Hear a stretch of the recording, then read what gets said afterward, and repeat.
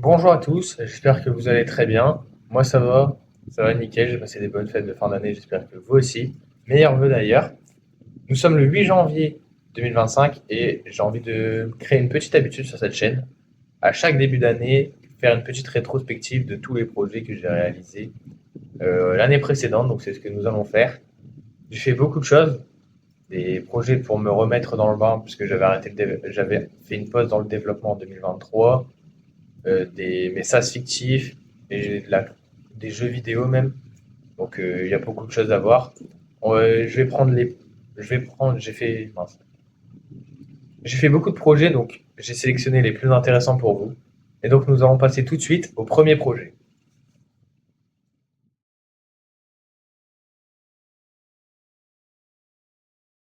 Alors le premier projet, c'est celui d'une maquette de sport que j'ai trouvée sur Figma Community. Elle m'a permis de me remettre dans le bain justement. Je l'ai fait tout de suite début janvier et ça m'a permis de me remettre au HTML et au CSS. Elle était très intéressante, il y a beaucoup de composants. D'ailleurs, cette page d'accueil là est vraiment assez complexe d'ailleurs à réaliser avec le ballon derrière, le joueur en plein milieu. Ici, une petite grille de catégories, des articles, petit problème de resize d'ailleurs, un peu étrange. Ouais. Voilà, le reset news. Bon, on a un problème ici, je crois. Enfin, en fait, c'est parce que c'est pas. Il manque en transition. Les sports articles et le newsletter subscription. Et là, ici, les petits icônes. Donc ça, c'était le premier projet que j'ai réalisé.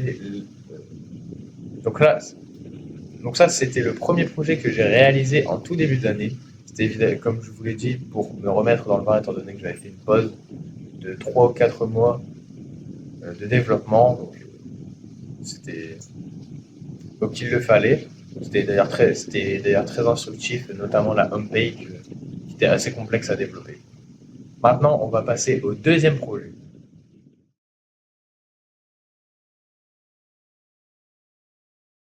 J'ai repris une formation mastering front-end afin de bien me remettre surtout sur le JavaScript. Donc j'en ai quand même profité pour refaire les TP de HTML, CSS. Et je vais donc vous montrer très rapidement tous les TP que j'ai fait. Donc ce sera très rapide, très bref, parce qu'on a beaucoup de choses à voir.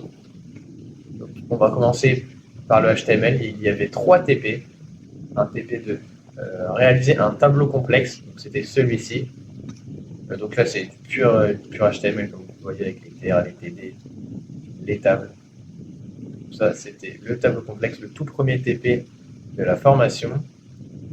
Je peux la mettre en description d'ailleurs si vous voulez. La maquette Helium uniquement en HTML, donc évidemment sans le CSS, ça donne ça.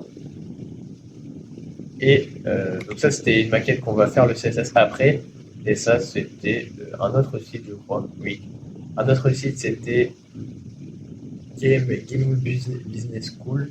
Pareil, on a fait que le HTML du projet. Voilà. Donc ensuite, on va passer au CSS. Donc sur le CSS, globalement, ce qu'on a fait, c'est que les deux projets, c'était les maquettes. Donc, sur le CSS, on a fait les deux projets, c'était donc faire le CSS des maquettes qui nous étaient données.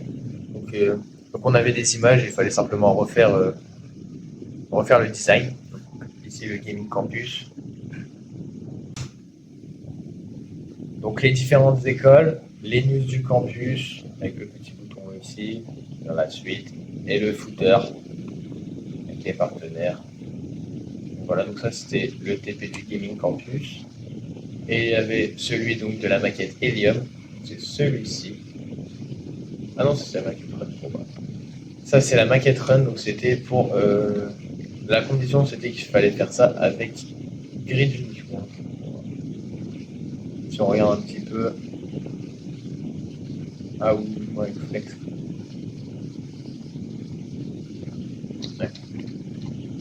Ouais. La condition, c'était cette fois d'utiliser Grid et Flex, car sur les autres projets, notamment le Gaming Campus, il fallait utiliser que Grid, et sur la maquette Helium qu'on va voir après, il fallait utiliser que Flex. Voilà, donc ça c'était le premier projet, on avait le droit de tout utiliser ce qu'on avait appris. Donc, ah oui, voilà.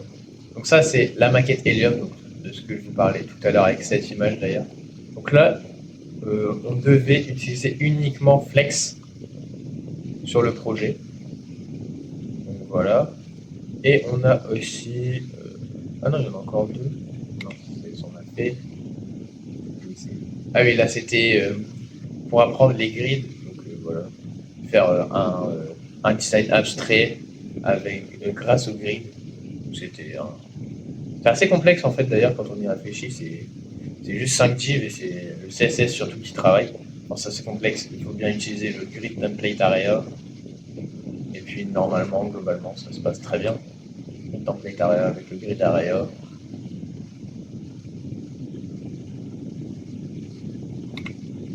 Ensuite, nous allons passer au projet SCSS.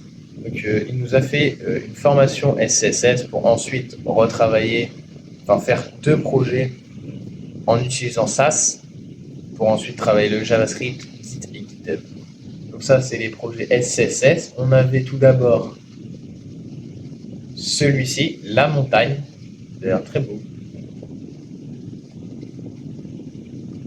Donc ce site a été fait avec SCSS, grid, je pense aussi.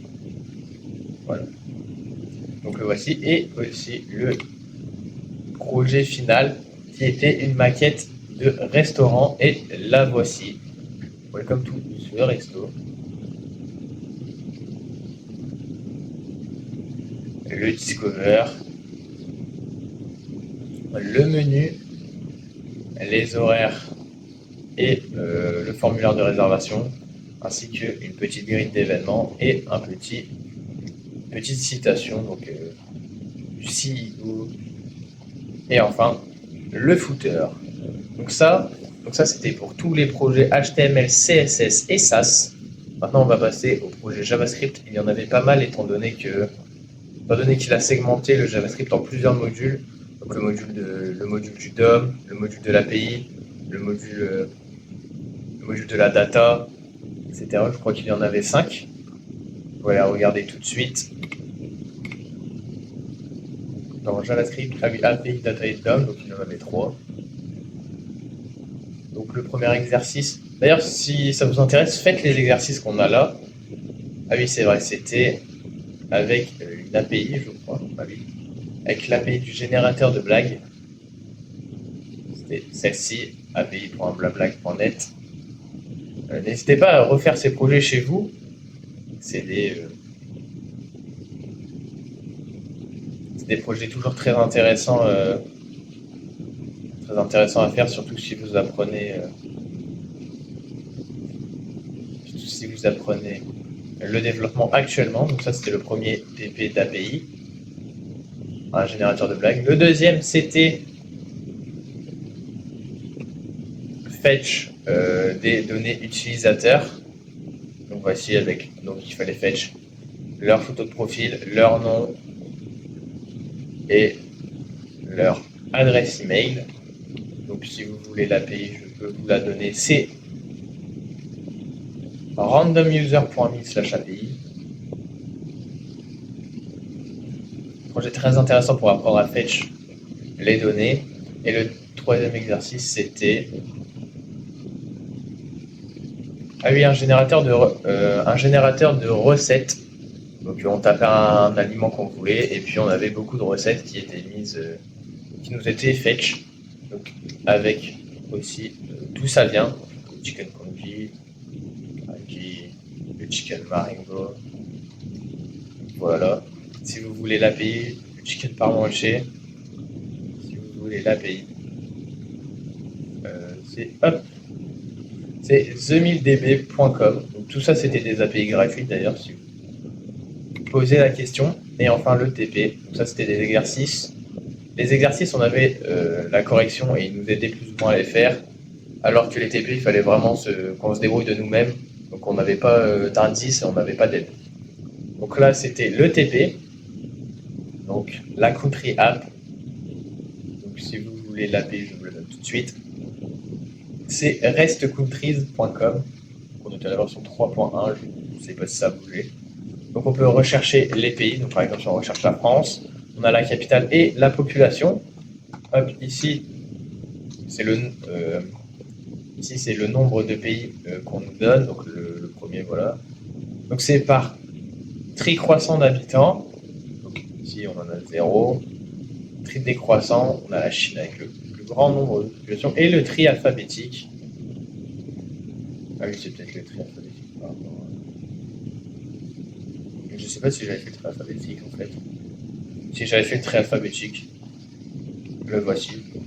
Donc je ne peux pas faire tri décroissant et trait alphabétique derrière. Petit bug qu'il aurait fallu voir et fixer. Mais le trait alphabétique marchait quand même mine de rien. Donc c'en est tout pour la partie API, on va passer à l'API, à la partie DOM, pardon. Donc sur le DOM, on avait 5 TP. Donc là vraiment on avait eu le cours qui était très long. Donc c'était un générateur de bulles. Quand on cliquait dessus, voilà, ça incrémentait notre score. Oui, donc je disais que là on a eu que des TP, c'était pas des projets. Des projets où on n'a pas d'aide. Hop. On avait de l'aide un peu sur tout. Le dump, ça reste assez compliqué à appréhender. Ah oui, on avait fait ce petit curseur qui suit la souris avec les 3 cercles. Donc un qui est plus proche que les autres et les autres qui suivent. On l'avait fait sur ce projet-là. Voilà, c'est un peu gros, mais c'est bien. Ça permet aussi de faire cet effet transparent qui est sympa.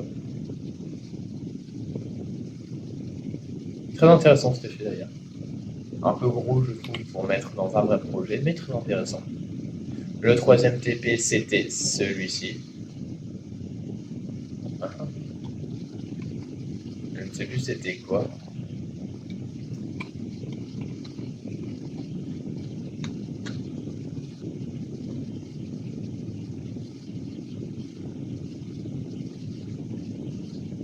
Ah oui, c'est vrai. Le troisième TP, c'était simplement au scroll, la barre s'enlève et si on remonte d'un, la barre se remet. Donc voilà, c'est quelque chose de très important à savoir, surtout dans le développement moderne, on va dire, c'est très souvent utilisé. Voilà.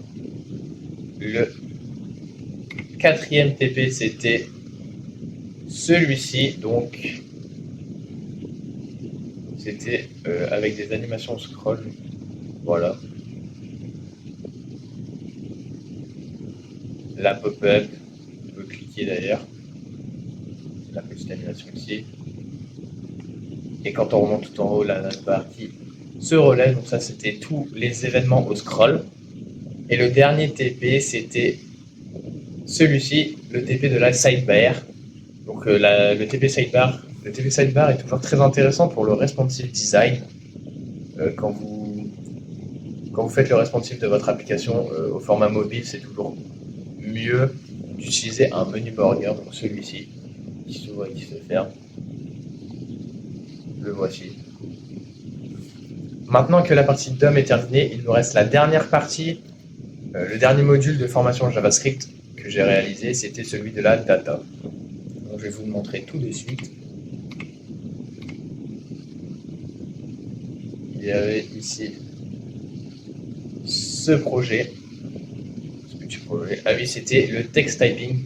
Donc voilà, très intéressant à mettre dans vos portfolios. C'est toujours un petit truc en plus. Text typing animation.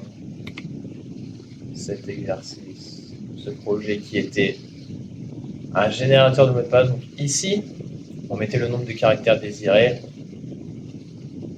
Par exemple 10, on mettait si on veut des minuscules, des majuscules, des chiffres et des caractères spéciaux. Voilà, là on a des caractères spéciaux, tout ça. C'était le générateur de mots de passe. Ensuite, nous avons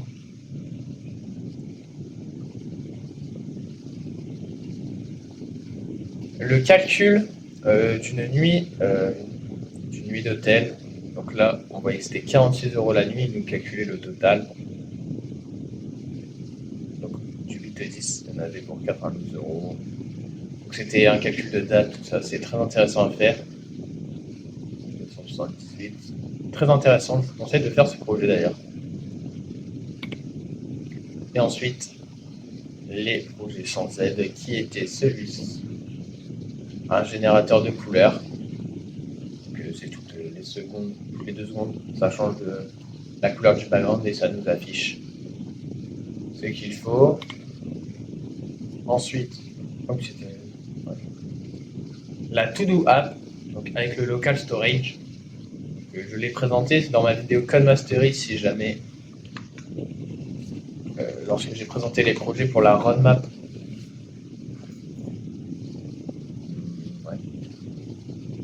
Pour la roadmap pour devenir développeur full stack, je vous conseille de faire ce projet, il est très simple, très efficace, cliquez dessus pour supprimer, et ça enregistre avec le local storage. Je vous invite à faire un peu plus beau parce que moi c'est vachement moche. Et enfin le dernier projet, tout ça c'était un compte à rebours, donc on met le nombre de minutes, et le compte à rebours se lance. Donc voilà pour toute la formation que j'ai réalisée, c'est la formation de From Scratch, donc c'était fromscratch.podia si vous voulez chercher. Elle m'a coûté 50 € je crois. C'est une formation très intéressante qui m'a permis de revoir les bases et m'améliorer surtout sur JavaScript, c'était très important pour moi. Le prochain projet que j'ai réalisé, c'est une application d'authentification avec Adonis.js. Je voulais tester Adonis.js depuis pas mal de temps. Et sur YouTube, il y avait un homme qui a fait pas mal de tutos pour faire une application d'authentification avec. Donc, je me suis dit que j'allais le réaliser aussi. J'ai fait ça en février ou mars. La vidéo YouTube, je pourrais sûrement vous la retrouver. On va regarder tout de suite ensemble. N'hésitez pas à vous abonner d'ailleurs. J'en profite pour cette petite pause.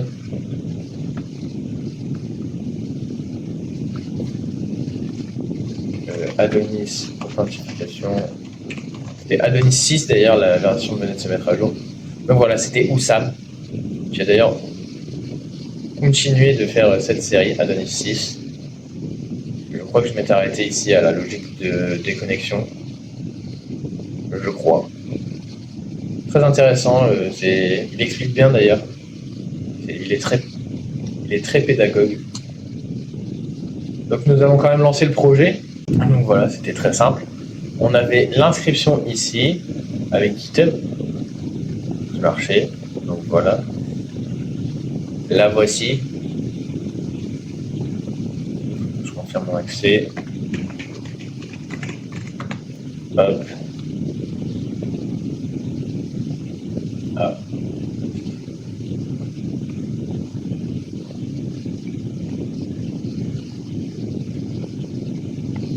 Erreur dépréciée, je pense. Est-ce que c'est du déprécié? Est-ce que ça vient de mon truc? Ah. Donc ça se lançait mine de rien avec une erreur. Donc, probablement qui venait de GitHub. Donc là on avait mon nom avec ceci. On pouvait se déconnecter. Donc là je vais faire une inscription avec mon nom d'utilisateur, mon email, une photo de profil, donc ça va être la dernière capture d'écran que j'ai faite, je sais pas c'est quoi, et un mot de passe. Ah oui, c'est déjà pris. On va prendre ça. On va prendre celui-ci. Toujours la même capture d'écran. Et le même mot de passe. Bon. Est-ce que ça peut marcher s'il vous plaît? Voilà, donc là, l'inscription a été réalisée. Ah, ça doit être ceci. Bon voilà, avec la connexion qui marchait et la capture d'écran, la photo de profil qui était mise. J'avais pas été très loin sur ce projet. L'idée c'était surtout de tester Adonis.js que j'avais jamais essayé. Et c'était très intéressant toujours d'apprendre la base d'une technologie, c'est toujours très intéressant et très instructif. Voilà pourquoi j'ai fait ce projet. Maintenant, nous allons passer au prochain projet.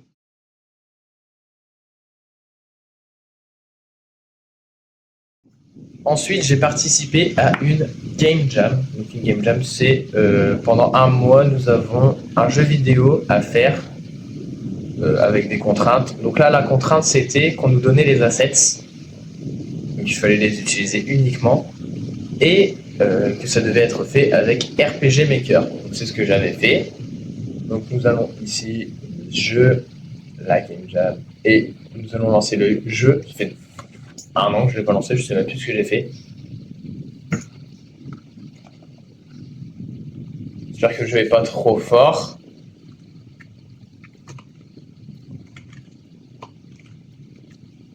Bon, on va enlever le son, hein. Ce sera mieux. Voilà, donc c'était un démon dans le village. L'idée c'était vraiment de pas forcément travailler de fou. Le jeu d'ailleurs, il devait durer pas plus de 5 minutes. Donc il durait 4 minutes 30 je crois. Donc le voici. La petite animation de départ. L'histoire était très banale, donc c'était un personnage qui devait rallier une équipe et qui avait 7 jours pour aller tuer le méchant, sinon la ville allait tomber dans le désespoir et l'oubli car elle se serait faite manger par le démon. Donc voilà, c'est ce qu'il est en train de dire. Je sais plus combien de temps durait les jours, mais bon, à savoir que, hop, ici, d'ailleurs là-bas on a un arbre coupé. Donc voilà, on pouvait choisir, hop, de prendre nos équipiers. Donc l'idée c'est qu'on pouvait y aller directement, mais que ah non, il fallait attendre les 7 jours, je crois. Je crois qu'il fallait attendre les 7 jours pour y aller. Donc là, nous allons prendre notre équipe. Vous voyez la nuit qui commence à tomber. Et la nuit, ce qui se passait, c'est qu'il y avait une apparition massive, je crois, de monstres. Je crois que c'est parce que ce n'est pas encore totalement la nuit. Mais quand la nuit va tomber, il y aura une apparition de monstres qui nous permettront d'XP. Oh, pas le premier jour, je ne sais plus comment. Voilà, donc voici l'apparition des monstres. Donc oui, c'était une apparition quand même assez massive. Et ça a duré toute la nuit. Et au bout du 7e jour, il y avait le boss à tuer pour terminer ce jeu. Donc voilà, c'était un projet qui m'a permis de me remettre sur RPG Maker. Je l'avais déjà utilisé il y a pas mal de temps. Et c'était sympa. J'ai retravaillé un peu avec la communauté avec laquelle je travaillais. Et c'était sympathique. Donc j'ai terminé 4e, je crois. J'ai terminé 4e, je crois, sur 11 ou 12. Et c'était très sympathique.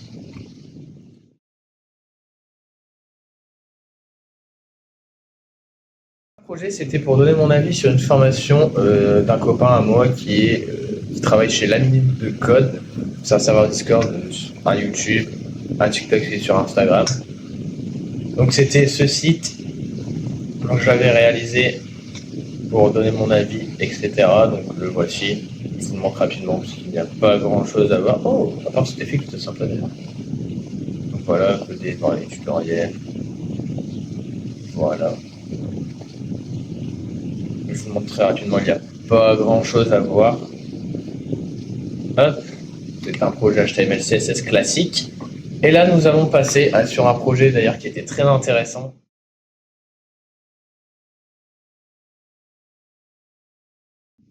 J'avais été pris d'entrain par, je crois, CodeBH.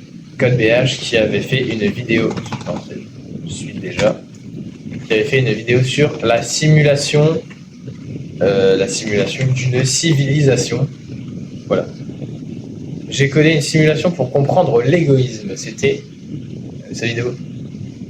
Donc, il fait peu de vidéos, comme vous le voyez, mais toutes ces vidéos sont extrêmement intéressantes, dont celle-ci qui m'a fortement intéressé. Donc, j'avais décidé de tester mon truc de moi-même. Je sais même plus si ça marchait ou non. Donc, avec Pygame, je sais pas si ça marche, on va tester ça ensemble.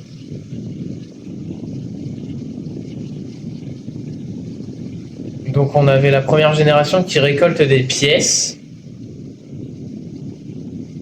Il a récolté combien? 17, 18, 19 pièces. Donc là, j'ai deuxième génération, on a 2 individus. Ah oui, j'avais fait dans un marché économique. Donc je ne sais plus trop comment j'avais fait, avec un nombre de pièces. Drive de record. Ouais.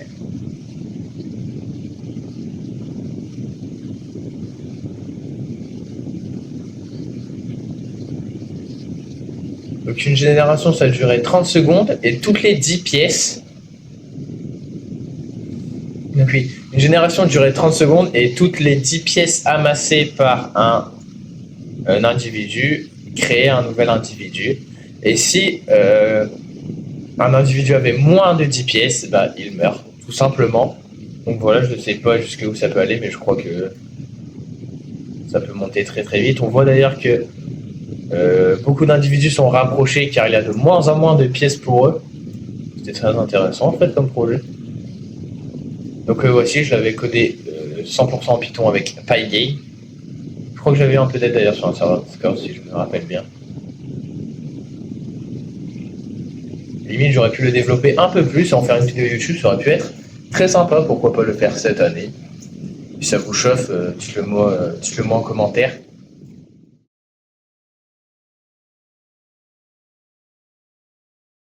Et donc, ensuite, on va passer au projet de la nuit du code. Donc, l'objectif de la nuit du code, c'était de créer un jeu en Python avec la librairie Pixel. C'était un projet d'école, donc on avait 4 heures pour le faire. Nous avons réalisé un shooter. Donc, le voici, c'était le projet de classe. C'était sympa d'ailleurs à faire. C'était avec le groupe d'informatique. Ah, le son n'était pas top, hein.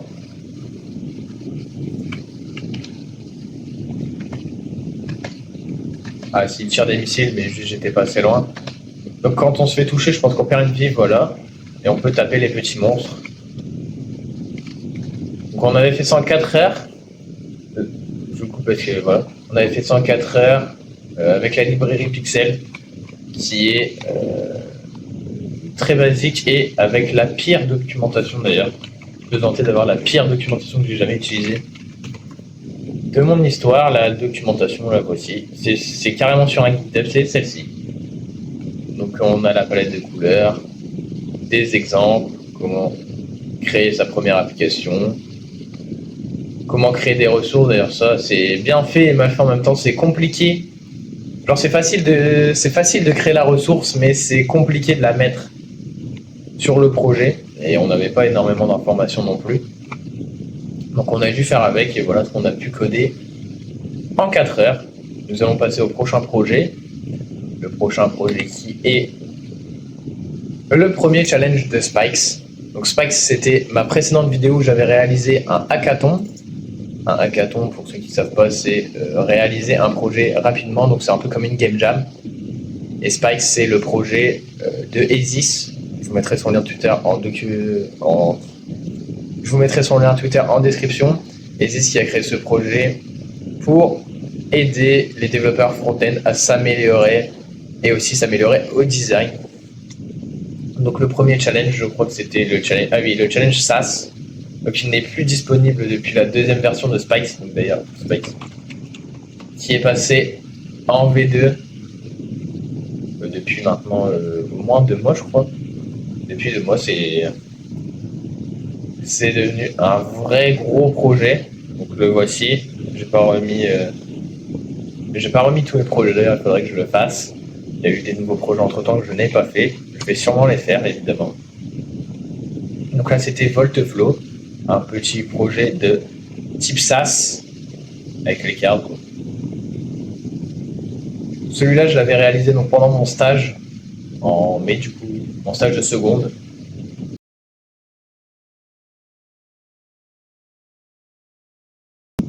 Challenge Spikes. Je ne parlerai pas des hackathons Spikes étant donné que j'ai déjà fait une vidéo.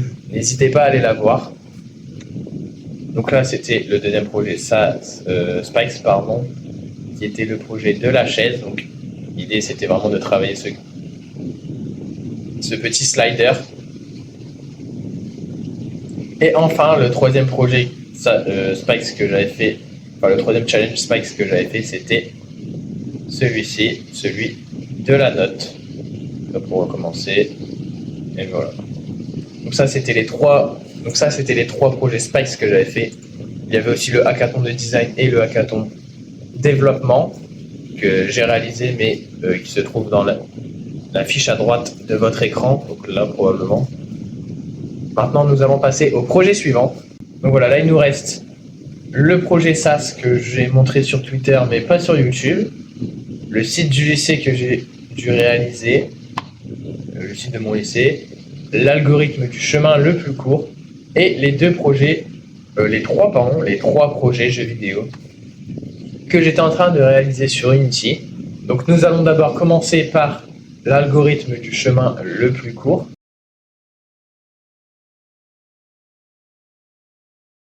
Donc là, il est en train de calculer l'algorithme pour aller du départ à l'arrivée. Donc nous voyons ici que nous y arriverons en 29 cases. On voit les tests qui génèrent d'ailleurs des nouvelles maps. Hop, donc les cases bleues, c'est des tests qui n'ont pas abouti.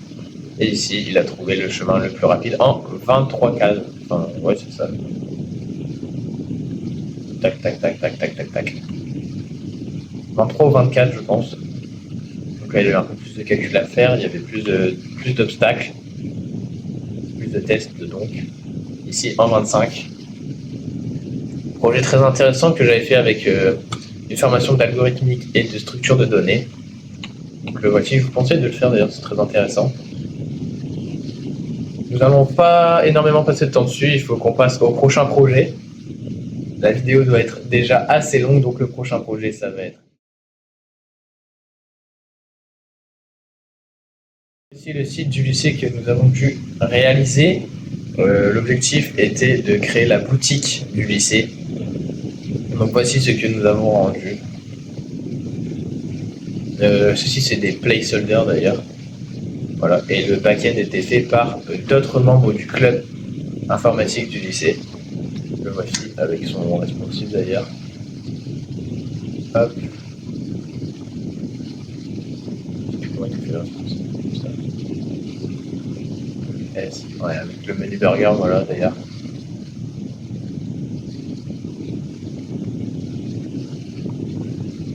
Voilà.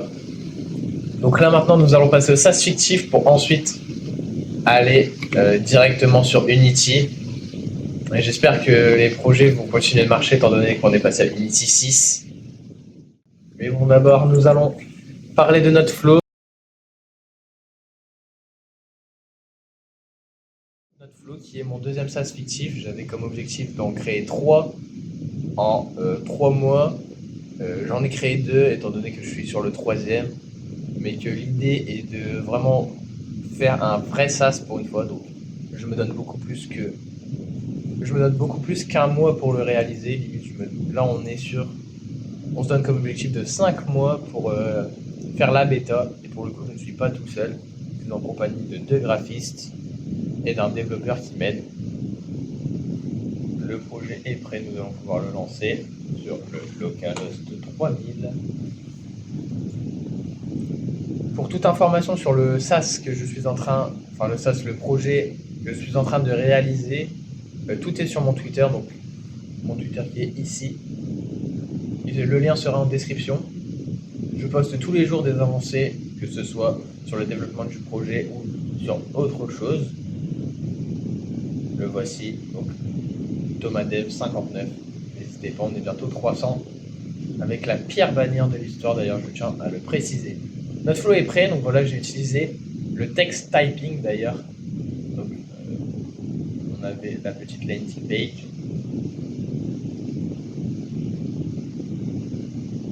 Voici le formulaire. Ouais, je veux bien gérer ça. Réalité, on pouvait se connecter avec Clerk et Google. Donc voici ma connexion. Oui, il doit être en train de... Et voici donc le tableau de bord. Donc j'avais créé des notes. On peut créer des notes, leur ajouter des filtres pour pouvoir les rechercher par filtre. Donc voici la note filtrée avec ce tag. Ah oui, c'était une plateforme de notes collaborative.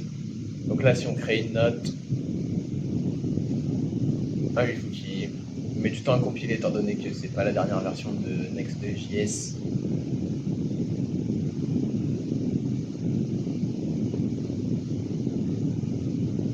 Il vient de terminer de le compiler, donc ça va arriver. Le je vais pas lancer la collaboration parce que c'est. Enfin, il faut lancer le socket et il faut recréer un compte, c'est un peu long. Donc voici, on pouvait écrire. Il y avait la mise en place du Markdown, normalement, oui. Donc voilà, et on pouvait après mettre en grand, en italique, en type code, barré, en liste numéroté, on pouvait ajouter des images, l'export en PDF, descendre la police, et puis voilà le compteur de caractères, annotation, et la sauvegarde. Et on pouvait ajouter des tags, donc YouTube, avec la couleur par exemple qui sera jaune, vert, YouTube. J'espère que j'ai ajouté. Non, je ne l'ai pas ajouté, donc on va y retourner pour l'ajouter. Gérer les tags, YouTube, ajouter, le voici. Et si on va sur retour, qu'on met le tag YouTube, et voilà, la date est filtrée. Donc ça, c'était le deuxième SaaS que j'ai réalisé. Donc je l'ai réalisé durant le mois de novembre. Et ensuite, je suis passé en décembre sur le projet d'échecs que je documente tous les jours sur Twitter. N'hésitez pas à aller voir. Un serveur Discord concernant la création du projet, et d'ailleurs, un serveur Discord concernant un serveur Discord concernant la création du projet ChessGate, le nom est provisoire, merde, non, un serveur Discord concernant la création du projet de notre jeu d'échecs est d'ailleurs actuellement créé et en ligne. Vous pouvez désormais le rejoindre si vous souhaitez participer à la bêta. Vous aurez d'ailleurs du contenu exclusif sur la première version du jeu quand elle sortira. Maintenant, nous allons passer au jeu Unity. Donc ça, oui, hop, c'est juste dedans. Donc les projets Unity, j'avais fait un platformer en 3D. J'espère que je peux lancer ça. On va regarder. Donc un platformer en 3D. Donc voilà, nous pouvons lancer le jeu. Donc je vais le lancer ici directement. Je vais agrandir. Ah donc parfait, c'est déjà en plein écran. Donc voici le jeu. Donc c'était le platformer en 3D. Utilisation, juste je ne l'ai pas mis. Donc ici nous avons un mob qui ne bouge pas. Ah, d'ailleurs j'ai perdu une vie. Voilà. Ça c'est un checkpoint. Appuyez sur E pour ouvrir la case. Hop, nous allons sauver le petit. Ça, on prend les pièces. Hop, donc j'ai fait que un niveau, donc là on a le checkpoint. Et si on tombe, on remonte au checkpoint directement. Là ici, le jeu de caméra pour pouvoir monter cet escalier. Donc ça c'était les caméras inspirées de Resident Evil à l'époque. Non, ça va se passer.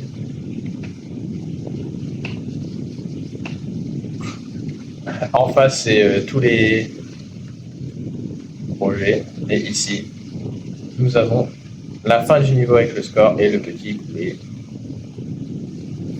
Voilà, voilà. Donc ça, c'était mon premier projet, donc c'était le platformer.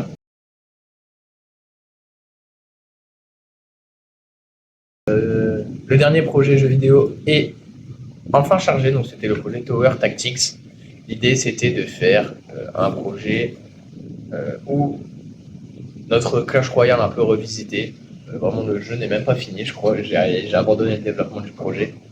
Je vais passer pas mal de temps dessus. Donc, on va le lancer, on va voir un peu ce qu'il en reste. Donc là, c'était les petites énergies. Donc, les énergies se chargeaient petit à petit par rapport au round. Donc, on voyait la prochaine carte qu'on avait. Donc là, on va mettre le petit barbare. On va pas mettre le petit barbare qui n'a pas envie, mais on va mettre la petite princesse. Donc voilà. Il nous reste une énergie. Donc ah oui, c'était par rapport au nombre d'énergie qu'on pouvait. Ah non, c'est une d'énergie. Donc voilà. Je sais pas ce que je peux faire maintenant en fait. Ah, on va aller passer au round 2 par rapport au temps, probablement. Ouais, on va mettre le petit dragon. Je pense que le barbare ne marche pas. Ah bah j'ai pas assez d'énergie. Donc oui, les rounds, je me rappelle, c'était par rapport au temps. Donc voilà, donc je m'étais arrêté ici à la mi. Ah non, j'avais été plus loin que ça, je crois. Ah non. Bon, bah, je m'étais arrêté là, mais je croyais que je pouvais déplacer mes pièces. Je crois que je l'avais fait d'ailleurs, mais ça ne marche peut-être plus. J'étais vraiment pas sur. Enfin, j'étais pas vraiment pas bon sur Unity. Ah voilà, avancer et attaquer. Donc on pouvait avancer, pas assez d'énergie pour déplacer la troupe, d'accord. La troupe dragon. Il fallait 4 énergies pour attaquer, donc on va attendre le quatrième round. Donc oui, et elle pouvait avancer de combien? 2 cases.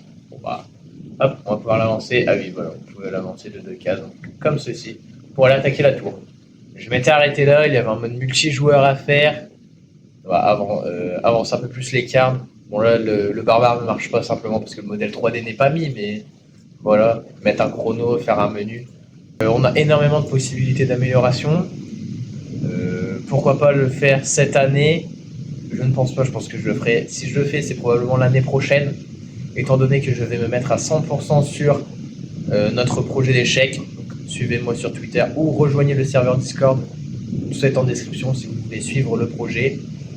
Et je me mets aussi sur Code Mastery, qui est la chaîne YouTube pour apprendre le développement web full stack de A à Z.